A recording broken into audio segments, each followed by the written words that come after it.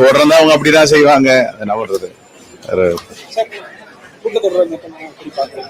கூட்டத்தொடர் சிறப்பாக நடந்தது. மிகவும் நல்ல திட்டங்களை தீட்டி இருக்கிறார்கள், வரவேற்க தகுந்தது. ராகுல் காந்தி அவர்கள் நேற்று பேசும்பொழுது எங்களுடைய தலைவர், எதிர்கட்சி தலைவர் மைக்கை ஆஃப் பண்ணாங்கன்ட்டு ஒரு செய்தி வந்துட்டு இருக்கு. அது எப்பவுமே பாஜகவுடைய ஆட்சியில ஜனநாயக உரிமைகளை மறுக்கப்படுவது யதார்த்தம்.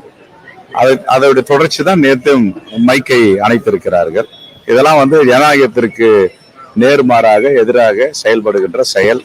இதையெல்லாம் பாஜக மாற்றிக்கொள்ள வேண்டும். மக்கள் தீர்ப்பளிப்பது அவர்கள் பாஜக ஆட்சி என்று இல்லாமல் கூட்டணி ஆட்சி என்று இருக்கும்போது இன்னும் அவர்கள் மாறவில்லை என்றால் இன்னும் இதற்கு மேல் ஒரு நல்ல தீர்ப்பை மக்கள் அளிப்பார்கள்.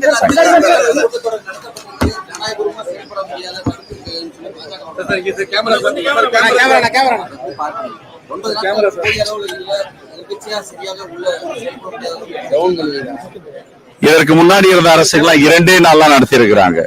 அதை கம்பேர் பண்ணி பார்க்கும்போது இது பரவாயில்ல.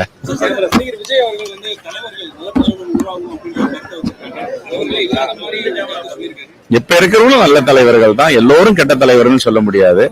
நல்ல தலைவர்களும் இருக்கிறார்கள். கண்ணுக்கு தெரியாத கதாநாயகனாக அமைதியான பணியை செஞ்சிருக்கும் தலைவர்களும் நம்ம தமிழ்நாட்டில் பார்க்க முடியும். ஆர்என் நல்ல கண்ணுன்னு ஒருத்தர் இருக்காரு. நல்ல கண்ணு போய் நல்ல தலைவர்னு சொல்லாம இருக்க முடியுமா? நல்ல தலைவர்கள் இருக்காங்க.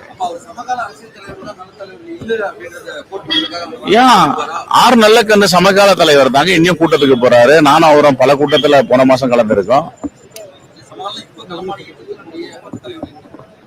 எல்லோரும் நல்ல தலைவர்கள் தான். பார்க்கும் பார்வையில தான் இருக்கு. அப்படிலாம் சொல்ல நான். அது அவருடைய சொந்த பார்வை, சொந்த கருத்து.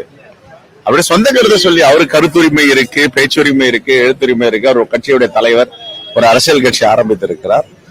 அவர் ஜனநாயக ரீதியில எதை வேண்டாலும் பேசலாம்.